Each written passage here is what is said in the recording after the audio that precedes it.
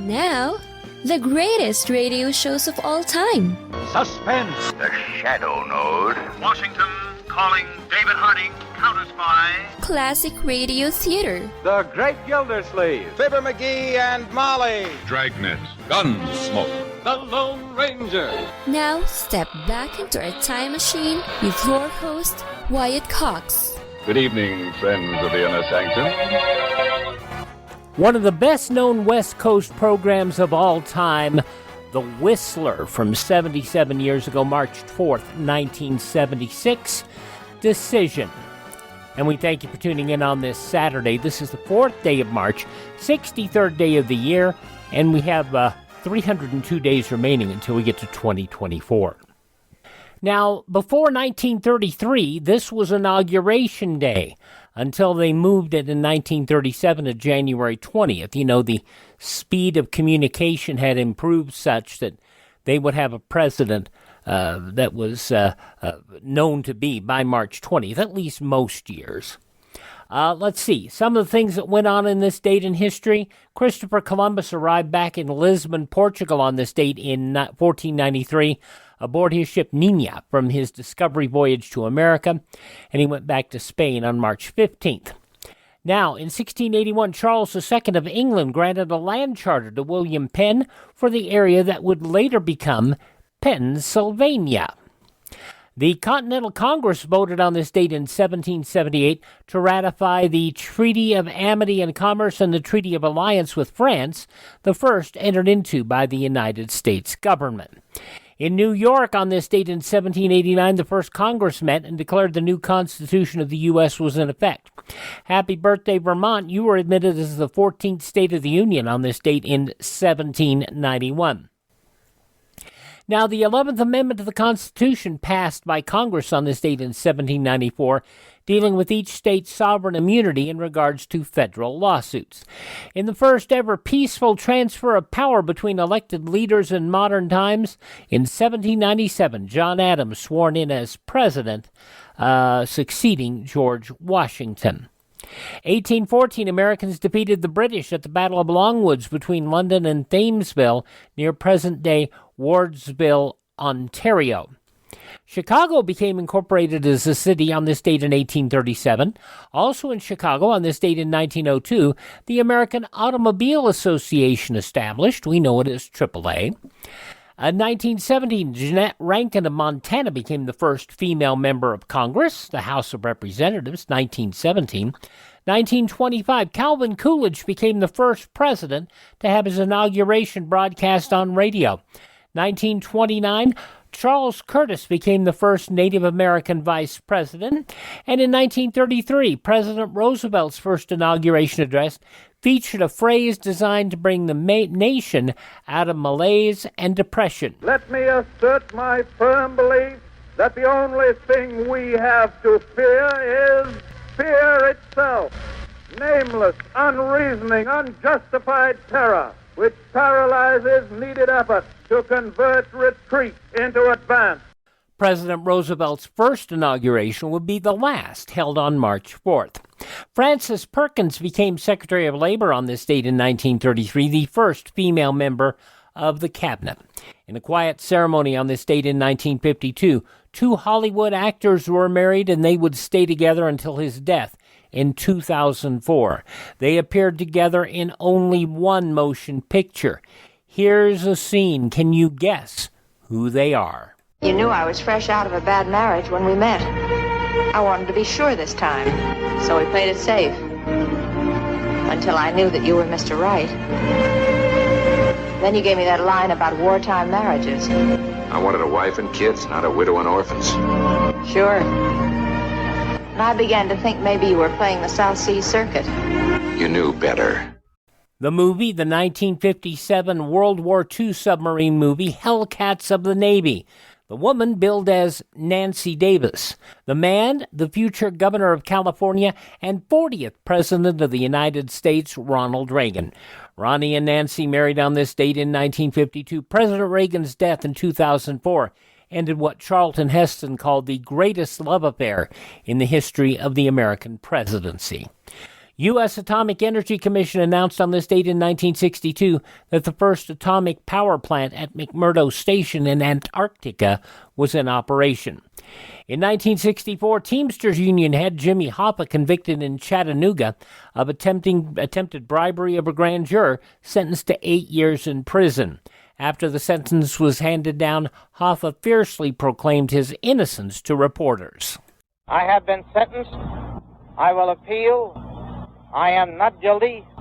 And I say to the millions of members of organized labor, have heed, because those who fight for you and fight to win will find that out of this conviction, the zeal of Attorney General Robert Kennedy will be to destroy you unless you give in. President Nixon would commute Hoffa's sentence in 1971, but terms of the pardon forced him to stay out of union activities until 1980. Hoffa disappeared in late July of 1975 and hasn't been heard from since, is presumed dead. He was 62. Food and Drug Administration approved a blood test for AIDS on this date in 1985, used since then for screening all blood donations in the U.S. In a nationally televised address on this date in 1987, President Reagan expressed regret over the Iran-Contra affair. A few months ago, I told the American people I did not trade arms for hostages.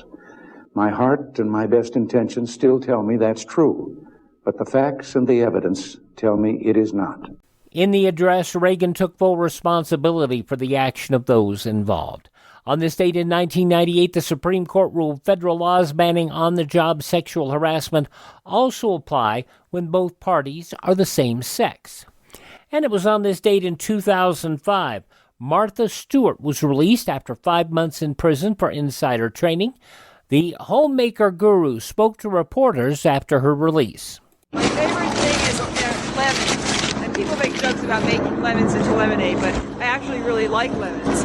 And these are my first lemons in 5 months, and I'm really looking forward to having some hot lemonade when I get back in the house. Stewart served an additional 5 months of home confinement and probation after that.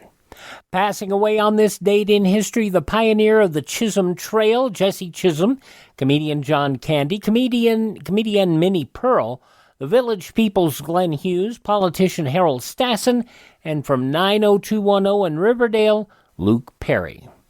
Birth dates today include composer Antonio Vivaldi, football coach Newt Rockne, actress Pearl White, Shemp Howard of the Three Stooges, bridge aficionado and authority Charles Gorin, French musician Paul Mauriat, his biggest U.S. hit Love is Blue, also Barbara McNair, another fine singer and actress, Bobby Womack, singer, and singer, actress, and the daughter of Whitney Houston and Bobby Brown, Bobby Christina Brown, who passed away at the age of 22 from pneumonia. Turning 85 years old today, you may remember her show with her husband Richard Benjamin, He and She, Paula Prentice, 85, and it was a sweet little show, which is probably why it didn't succeed. Mrs. Bill Gaither, Gloria Gaither, 81 today. Singer Chris Ray, Fool If You Think It's Over, 72 years old.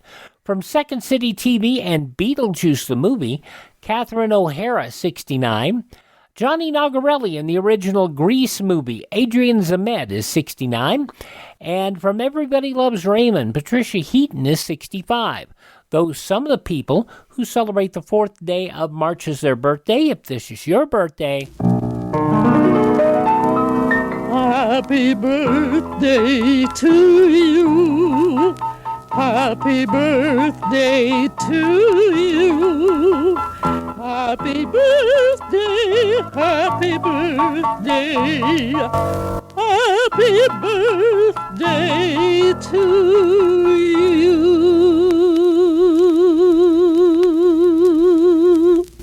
We have to give Mrs. Miller an occasional opportunity, don't you know? From 77 years ago, March 4th, 1946, The Whistler and Decision. I'm Wyatt Cox. Thank you for tuning in to the Saturday edition of Classic Radio Theater with Wyatt Cox on your favorite radio station. Except for 2 short runs that were basically summer series, the Whistler never appeared on anything but West Coast radio. In 1946, it was a summer series sponsored by Campbell, and in 1947, actually started a little early, March to September 1948, sponsored by Household Finance over CBS. Now, the Whistler was heard overseas. I got to tell you, it was a great program and sponsored by the Signal Oil Company, as you'll hear the references to during this program. All right, as we go back, and I have to mention those East Coast versions because I say this was a West Coast program, but it did air a couple of times in the East. Now we go back 77 years, March 4th, 1946, The Whistler, Decision on Classic Radio Theater with Wyatt Cox. The Signal Oil Program, The Whistler.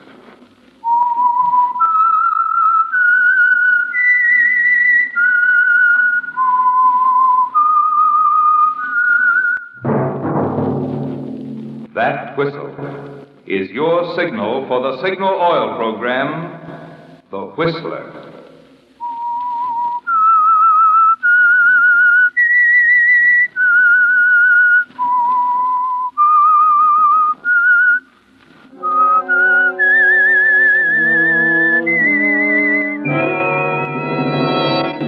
I am the Whistler, and I know many things, for I walk by night.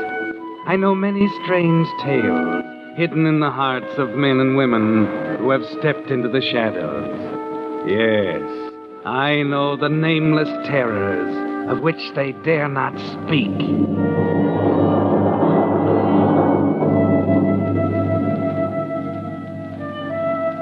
Yes, friends, it's time for The Whistler. And remember, let every traffic signal remind you, with new Signal gasoline, you do go farther than ever. Look for the familiar big yellow and black circle sign that identifies those popular Signal service stations in 7 western states from Canada to Mexico. And now, The Whistler's strange story, Decision.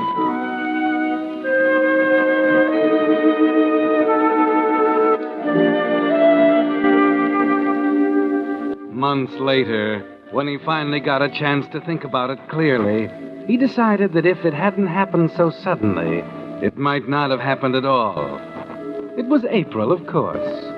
That might have had something to do with it. The rhododendrons were blooming in Golden Gate Park, the kids playing ball on the green lawns, and spring sifting in the open window of his office on the 20th floor of the Hamilton Building, as Dr. Paul Evans sat looking at an uninspiring assortment of X-rays of Mrs. Harrison's chest cavity. Excuse me, Dr. Evans. Oh, what is it, Nat? There's a phone call from Mrs. John Cameron. Can you see her today? Is it important? She says so. Well, they all do. When am I free? Well, there's 12:30. All right, I'll see her then. But what about lunch? I'll have to skip it. Mrs. Cameron's heart is undoubtedly more important than my lunch.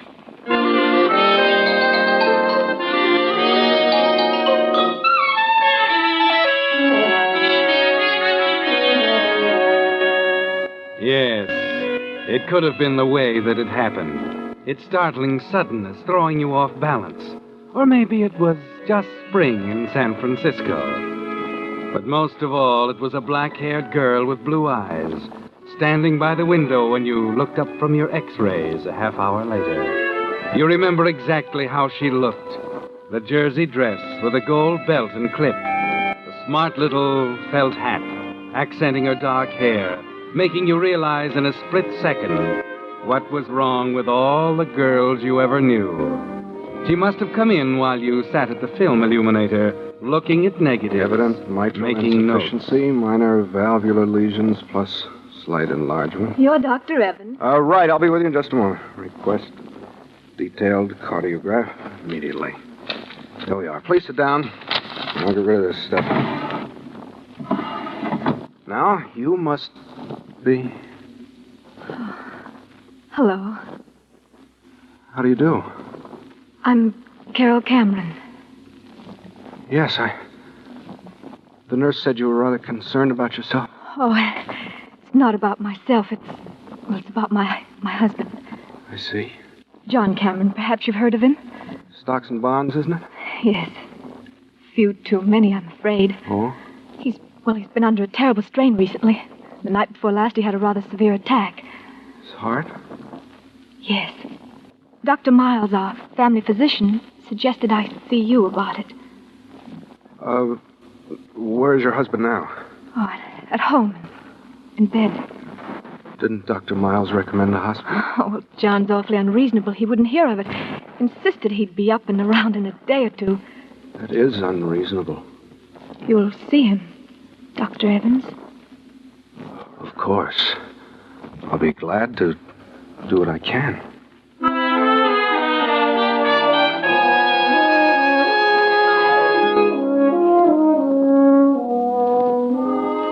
Just like that, Paul. A minute or so and she's gone.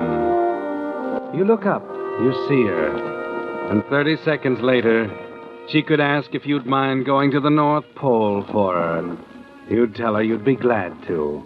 All afternoon, you try to shrug it off. Tell yourself it's fantastic, that this is the sort of thing that keeps you away from second-rate movies. But that evening, when you call on John Cameron, it's still there. Lucinda Withers, the housekeeper, is waiting outside the door after you finish your examination. Where's Mrs. Cameron, Lucinda? She went out for a moment, sir. Tell me, is it serious? I'm afraid it is. I knew it. I could see it coming on. He's like a son to me, Doctor. I've been with the family for 20 years now, since way before she came. I see. He was never like this before. What do you mean by that? She's not good for him. Worries him, makes him nervous, keeps him thinking about the 15 years between them. I'll have a prescription sent over in the morning. I better be going now. My taxi's waiting outside. Just keep him as quiet as you can, and I'll check him again tomorrow. Very well, Doctor. Oh, Dr. Evans, just a minute. I wondered what happened to you. I was just about to go. I left instructions with the maid. How is he? Angina-pectoris. It's rather serious, I'm afraid. Oh, he hasn't been taking very good care of himself. He's got to now. I see. Must you go right away? I'm afraid I'd better. My taxi's waiting. Oh, I thought it was waiting. It doesn't seem to be there now. That's odd. I told him to wait. I didn't even pay him. Oh, I'd be glad to take you. I can't understand. Oh, the car's down at the curb. Oh, no, I couldn't. It'll only take a minute to call. Oh, please let me. It's really no trouble. All right. I'll get my coat.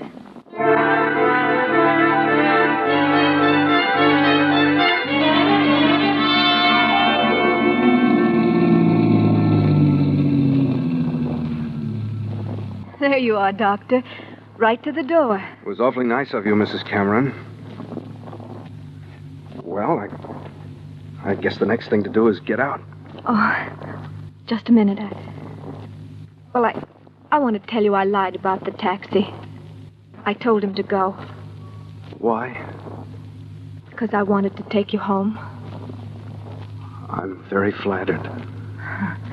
That's all. I just wanted to tell you. It happened to you, too, didn't it? Yes. There's a friend of mine, Dr. Andrews, awfully good heart man. I'm sure he'll take the case. Please. Please don't do that. What else can I do? It's only going to make it worse if I know, but you just can't throw away what's happened to us, can you? It'd be wrong It'd be wrong to do anything else, Carol. Is that what we're here for? Spend our lives looking for something that isn't there, then to suddenly find it, throw it away? Please, Carol. Well, shall we forget it?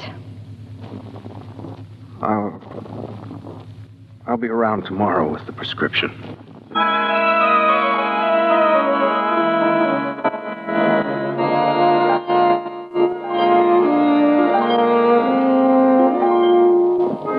So that's the way it started, Paul. Yes, it was easy to analyze it, to list a million reasons why it was wrong. But the trouble was that when you were all through analyzing, it was still there, stronger than ever. You visit John Cameron the next day, and the day after that. And before you know it, the days have grown into weeks. And the night you arranged to meet her secretly at that little French cafe on Washington Street leads to a lot more of them. The two of you at the little corner table Pierre reserves especially, not saying much, just watching the flickering candles all around the room, listening to the music. Well, it's been over a month now, Carol. Yes. Hard to realize it. Are you happy? Happy and miserable. Did you expect anything else? No. I knew it was going to be this way. Oh, it's... March 4th, 1946, The Whistler on Classic Radio Theater with Wyatt Cox. Thanks for spending part of your Saturday with us. The news from 77 years ago today follows these important messages from your favorite radio station.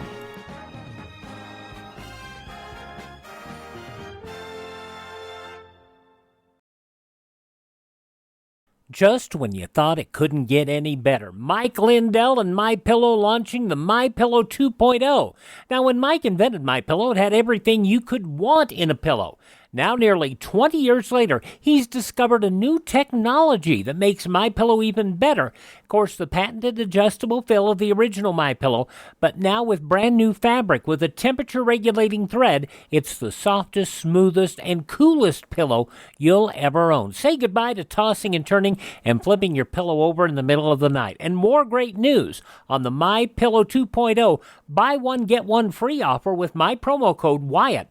MyPillow 2.0 is 100% made in the USA, 10-year warranty, 60-day money-back guarantee. Go to MyPillow.com, click on the radio podcast square to receive the MyPillow 2.0 buy one, get one free offer. Use my promo code Wyatt or call 1-800-928-4715.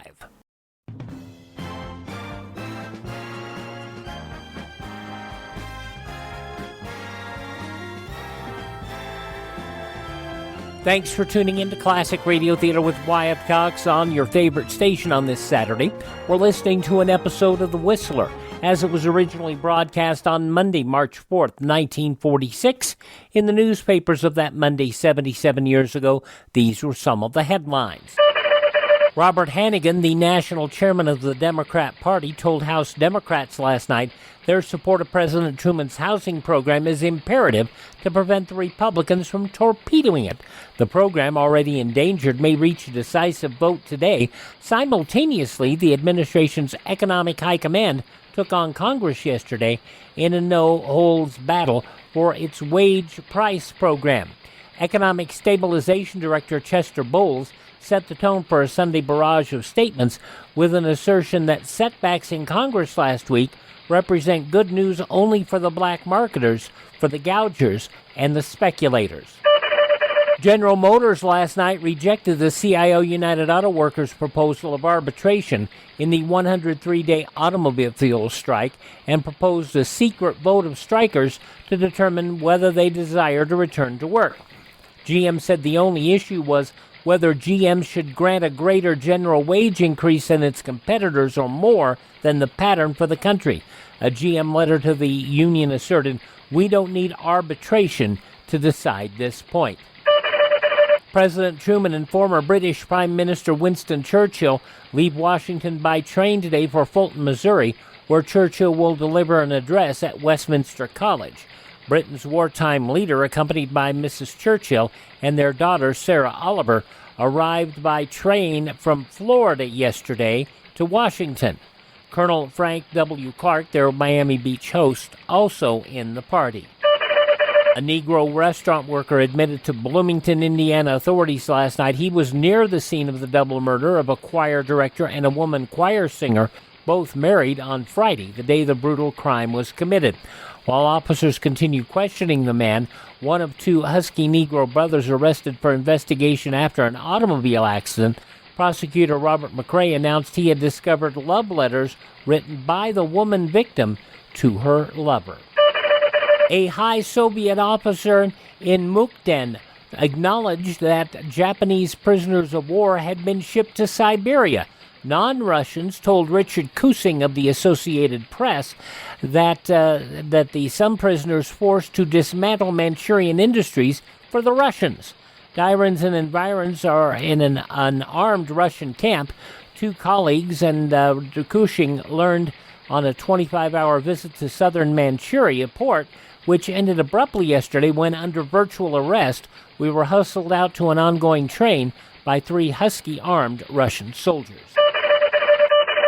Though some of the day's top news stories is reported in the newspapers of Monday, March 4th, 1946, and on your radio, The Whistler, which continues now on Classic Radio Theater with Wyatt Cox. Just that I feel so helpless. I'm glad you could come tonight, Carol, because Because what? Because I think this is going to be the last time. I was afraid you were going to say that. Don't you see how impossible it all is? We're both beating our heads against a stone wall. You're right, Carol. We are helpless. The only thing we can do is try and be square with ourselves. It just won't work any other way. I suppose not. He'll probably go on like this for years. He might if he's careful. Oh, it's terrible to feel this way. What way? I can't help it, Paul. I almost wish he'd... Carol. Oh, it's true. I never loved him, Paul. My family thought he'd be good for me. I didn't want any part of it. I know. You don't have to tell me. He's unhappy. He's sick and miserable. It'll always be that way. Why should Please, he... Carol. This is going to be the last time. I mean it. I think I can get Andrews on the case next week. Look at me, Carol. It's going to work out somehow. In the right way. Will you believe that? All right, Paul. If you say so.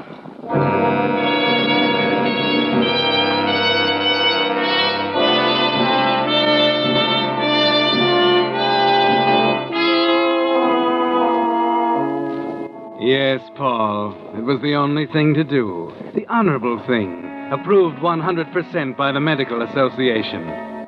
But it doesn't help you sleep that night. And it doesn't help the next day when you make your regular call on John Cameron. Examine him. Find him the same. Leave his prescription bottle with Carol and go. Yes, it had to end, Paul. Because you were both beginning to think the thing that Carol almost said at the restaurant. That you both wished John would die. Then at 10 o'clock that night.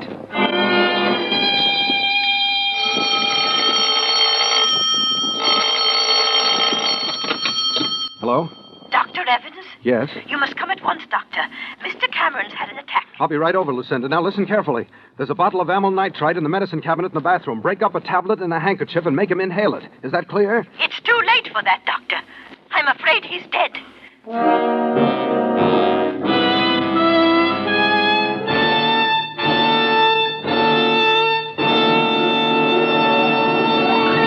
From 77 years ago, March 4th, 1946, The Whistler on this Saturday, Classic Radio Theater with Wyatt Cox.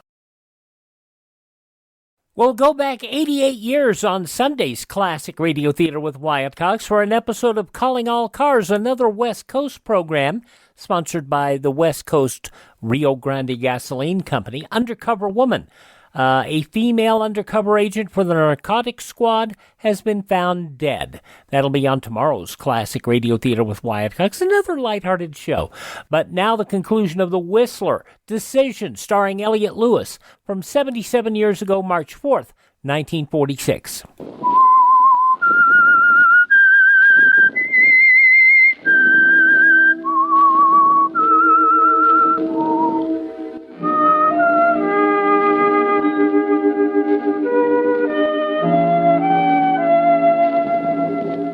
So it finally happened, Paul. John Cameron is dead. But it hasn't affected you as you thought it would. There was something so sudden about it. It happened so soon after you and Carol had decided to call it off. After she'd almost said what you'd both been thinking. Yes, there's something wrong with it.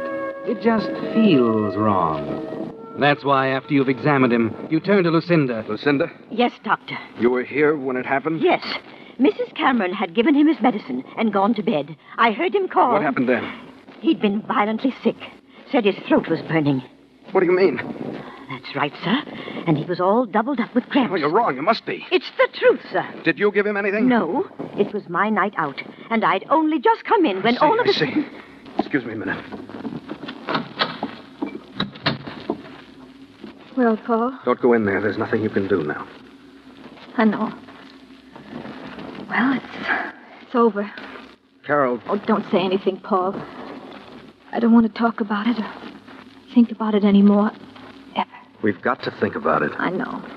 You don't have to tell me. Oh, he was all right this morning. Just as well as could be expected. All right, Carol. What happens now? I won't say any more. You know what's ahead, I guess. Of course. I'll be all right. Oh, it's just... You better get to bed. You need some rest. I'll take care of everything.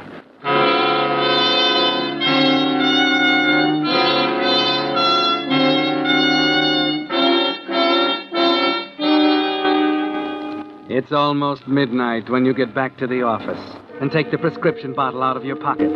The one you took from Carol's medicine cabinet. You forget to take off your hat and overcoat as you throw a few pieces of laboratory equipment together. Dissolve the powder in water and make a test. A very simple test.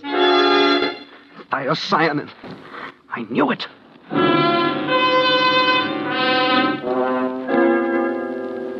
Poison.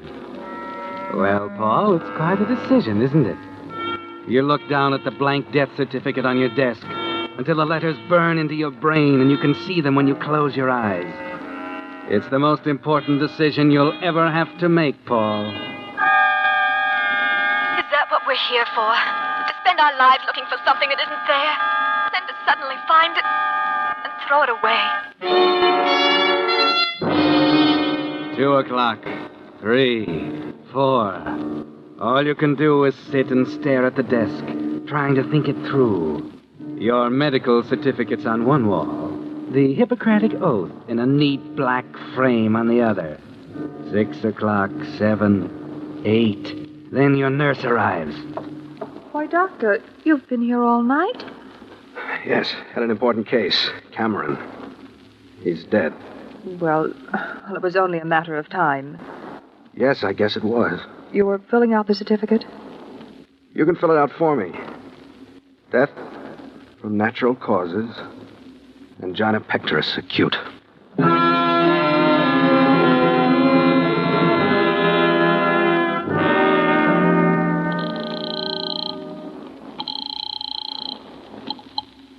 Hello? Carol, Yes, Paul. I've just filled out the death certificate.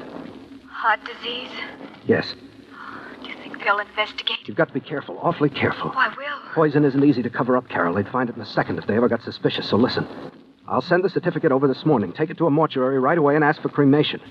If nobody gets curious during the next week, I think we'll be safe. All right, Paul. We mustn't be seen together under any circumstances. I don't want you to even telephone me if you can possibly help it. Okay? Okay. That's all then. Good luck, darling.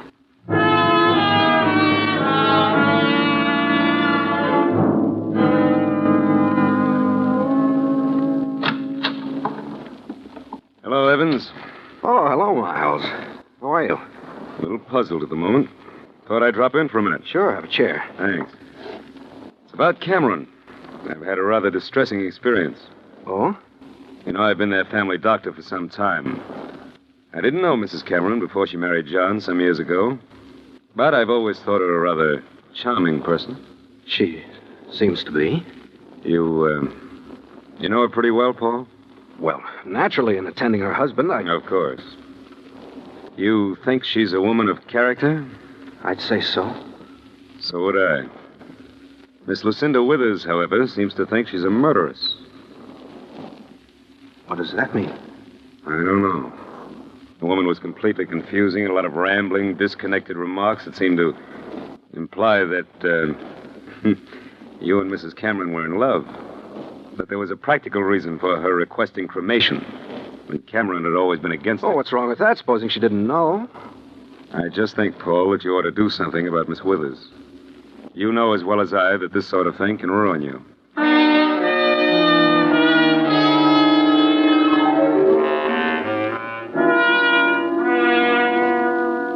Hello? Hello, Carol. Listen, darling. You've got to get Withers out of town. Yes, I know it'll make it look worse, but it's the only thing we can do. Where's her family? Idaho. Good. Tell her she needs a rest. Anything. I know it sounds crazy, but it's better than sitting around waiting for the axe to fall. That's it. Good luck, darling.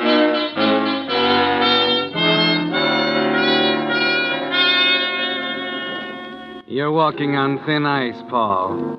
You can almost hear it cracking under your feet. And it seems to be getting thinner. The funeral on Thursday, then Friday, Saturday, and Lucinda's still in town. Carol was right. It only made it worse to try and get her to leave. You're just waiting now. It's only a matter of time. And then bright and early Monday morning... Hello, Doctor. I'm Willard Stevens. How do you do? I'm afraid I don't... I'm John Cameron's cousin. Flew out from New York. I see. I have a rather delicate problem on my hands, Doctor. I hope you'll understand. I'll try to. About John's death. I had a letter from him indicating he planned to make certain changes in his will. It arrived just a day or two before he died. Does that suggest anything to you? No, I'm afraid it doesn't. You naturally ascribed his death to his heart condition. Yes, naturally. Well, I realize it would be embarrassing for me to contest your diagnosis. I'm hoping you'll work with me in... In what? I had a talk with Miss Withers the night I arrived. She's a meddlesome old fool. No? How did you know? Dr. Miles told me. Does that answer your question? It answers that question. I assume you have others, then. Indeed, I have. And I'm afraid, Doctor, there's only one way to answer them. What's that? An exhumation and an autopsy.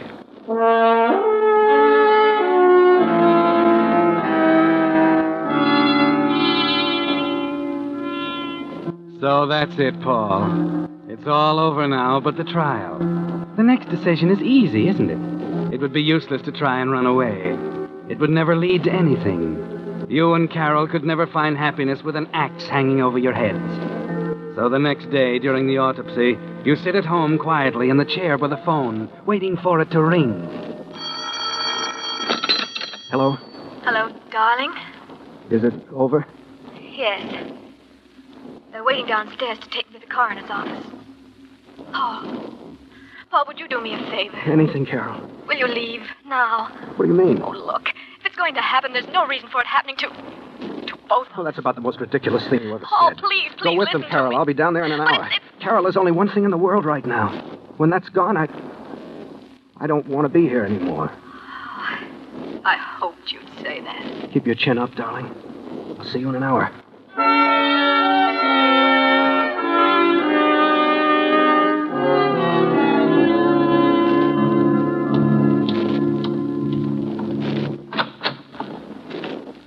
Yes? I'm Paul Evans.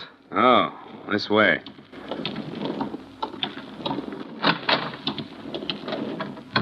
All right, Lieutenant. There he is. Just a minute, Miss Withers. Make him admit it. He's in love with her. It's been going on I for... said just a minute.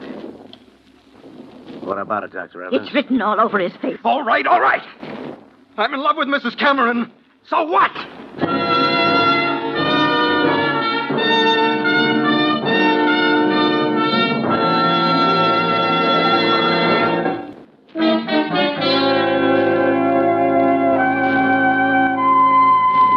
So you stand there, Paul, shouting to the high heavens that you're in love with Carol, with all of them clustered around you like vultures.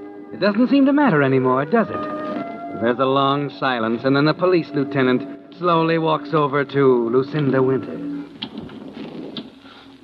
All right, Miss Withers. Now that we're all here, maybe you'll tell us why you tried to frame Mrs. Cameron. Why, I don't know what you're talking about. On April 5th, you bought 100 grains of thiocyanin at the Black and White Pharmacy on O'Farrell Street, right? I did no such thing. You signed Evelyn Jones on the register. That's a lie. Is this the woman, Mr. Thurston? That's the woman. I make a practice of remembering the faces of people who buy poison. Oh, excuse me, Lieutenant. I'd like to sit down. Oh, sure, Doctor. Take a chair over there. Now, Miss Withers, why did you try to frame Mrs. Cameron? Why did you put poison in the medicine you knew she had to give him? I didn't Don't do it. lie to me. What did you do with the bottle? I didn't do anything with it. I left it in the... Oh. You did have the bottle, huh? Now, why did you try to frame Mrs. Cameron? Why did you try to frame her? She killed him. She killed him just as surely as if... As if she put the poison in the bottle instead of you. That's it, isn't it? She didn't love him. She never did. He was as good as dead. So you thought you'd finish the job and hang it around her neck? I got to see Mrs. Cameron, Lieutenant. Where is she? In the next room, lying down. Oh, go ahead, Dr. Evans. Now, Miss Withers. We're going to take this all down right from the first. Carol. Darling, I'm a fool. I thought all the time that you'd killed him after what you said. Oh, I know you had every reason. When I think how I acted after it happened, but I thought it was you. You gave me his prescription that morning, and an hour after I gave it to him, he was dead. So Lucinda killed him. She thinks she did. They say they'll have a better case against her if they let her confess it first, before they tell her. Tell her what?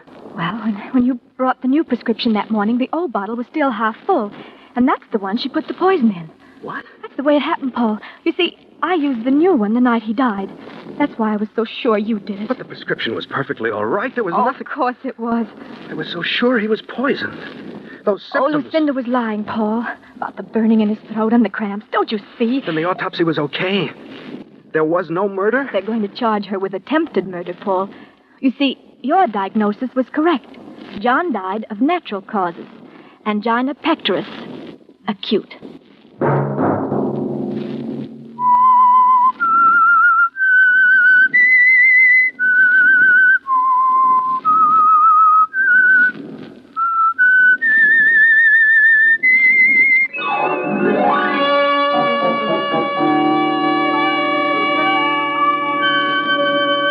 Next Monday at 9 o'clock, The Whistler will bring you another strange tale.